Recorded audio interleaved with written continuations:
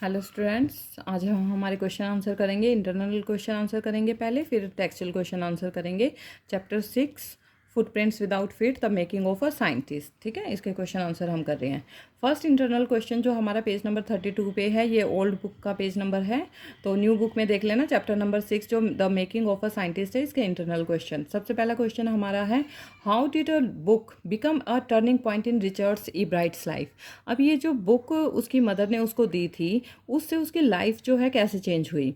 The book the Travels of Monarch x open the world of science for Richard. अब Richard के सामने इस book ने पूरा साइंस का वर्ल्ड जो है ओपन करके रख दिया था, उसका इंटरेस्ट बढ़ा दिया था।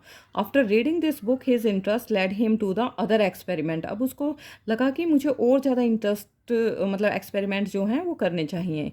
Firstly he tracked the migration of butterflies than other project. सबसे पहले उसने क्या किया, जो बटरफ्लाई की माइग्रेशन है उसको उनको ट्रैक किया कि कहाँ से कहाँ जाती हैं ये butterfly. Finally he became a great scientist. उसके बाद उन्होंने नए नए एक्सपेरिमेंट किए, प्रोजेक्ट्स किए, और वो एक ग्रेट साइंटिस्ट जो हैं सब पूरी दुनिया के सामने, पूरे वर्ल्ड के सामने उभर के आए। सेकंड क्वेश्चन है, how did his mother help him. उसकी मदर जो है उन्होंने उसकी हेल्प कैसे की। His mother encouraged his interest in learning. उनकी मदर ने लर्निंग में उनका इंटरेस्ट जो है बहुत ज़्यादा इंक्रेज किया। She took him on trips, उसको ट्रिप पर लेके जाती थी वो। And boat him telescopes, microscopes, cameras, mounting materials and other equipments which help him a lot. और उन्होंने उसको telescope, microscope, camera, mounting material और बहुत सारे जो एक्सपेरिमेंट में, प्रोजेक्ट्स में ज़रूरत होते हैं वो सारे उसको ख़रीद के दिए, जिससे कि उसको बहुत ज़्यादा हेल्प मिली। She also presented him the book the Travels of Monarch X. This that book changed his life. अब उन्होंने एक बुक भी उसको दी, जिससे कि उनकी जो लाइफ है वो बिल्कुल ही चेंज हो गई और उनका जो इंटरेस्ट है साइंस में वो बढ़ गया। Page number 34। अब नेक्स्ट जो हमारा पैराग्राफ है उसके क्वेश्चन आंसर हैं, इंटरनल क्वेश्चन आंसर ही हैं। What lesson does E bright learn when he does not win anything at a science fair.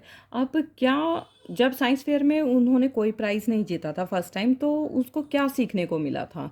When E Bright doesn't get any prize at science fair he learned an important lesson that science is not just about display. अब जब उनको कोई भी price नहीं मिला था science fair में, तो उनको एक बहुत इंपॉर्टेंट लेसन जो है वो सीखा था उन्होंने, कि जो साइंस है वो सिर्फ एक डिस्प्ले करने की ही चीज़ नहीं है, डिस्प्ले करने की चीज़ नहीं है। It is about projects and experiment. लेकिन साइंस में हमें प्रोजेक्ट बनाने पड़ते हैं, एक्सपेरिमेंट्स करके देखने पड़ते हैं और दिखाने पड़ते हैं। ही begin conducting experiment from that day onwards. और उस दिन के बाद से उन्होंने एक्सपेरिमेंट करना स्टार्ट कर दिया। सेकंड क्वेश्चन है, what experiments and projects does he then undertake. और उसके बाद कौन से एक्सपेरिमेंट और प्रोजेक्ट जो हैं उन्होंने किए। He undertook many projects and experiments. He worked on viceroy butterflies to show that they copied monarch butterfly. उनका जो प्रोजेक्ट था, उसके बाद एक्सपेरिमेंट जो था वो क्या था, जो वॉइसरॉय बटरफ्लाइज हैं वो मोनार्क बटरफ्लाइज की कॉपी करती हैं उन जैसा दिखने के लिए। He studied bright spot on, bright और गोल्ड स्पॉट्स भी कह सकते हैं, ब्राइट स्पॉट्स और gold spots on the monarch pupa and discovered a new hormone. अब ये जो स्पॉट्स उनको दिखाई दिए थे, इनसे उन्होंने डिस्कवर किया हार्मोन्स के बारे में। And also found out how cells read their DNA. और उनको पता चला कि जो सेल्स हैं वो डीएनए को कैसे रीड करते हैं।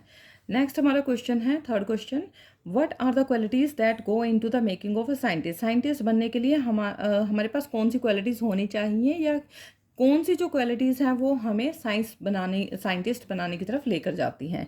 सबसे पहले 3 जो सबसे ज़रूरी क्वालिटीज़ हैं एक साइंटिस्ट के लिए, वो कौन कौन सी हैं। सबसे पहला है, फर्स्ट रेट माइंड होना चाहिए, शार्प माइंड होना चाहिए।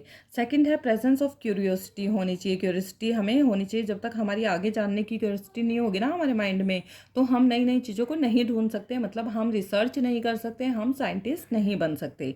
थर्ड है the will to do the best and win. और थर्ड है, हमारे अंदर विल कभी ख़त्म नहीं होनी चाहिए जीतने की, मतलब हमें ये करके ही दिखाना है। तो नेक्स्ट हमारे जो टेक्सचुअल क्वेश्चन आंसर हैं ये ऐसे आते हैं। फर्स्ट क्वेश्चन है, how can one become a scientist and economist and a historian. Does it simply involve reading many books on the subject? Does it involve observing, thinking and doing experiment?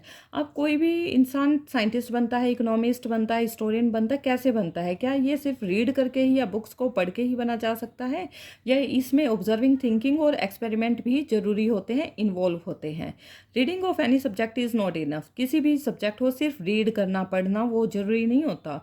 One must develop the skills of observation and thinking. Observe करने की और think करने की भी skill जो है हमें develop करनी पड़ती हैं। ज़्यादा से ज़्यादा हम चीज़ों को ऑब्जर्व करें, उसके बारे में सोचें। There should be experiments which will enhance the curiosity to explore and find new things.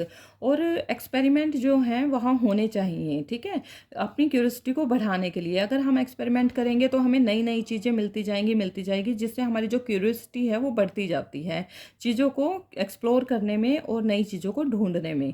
And the more important is work hard. सबसे ज़्यादा और फिर क्या ज़रूरी है? वर्क हार्ड ज़रूरी है।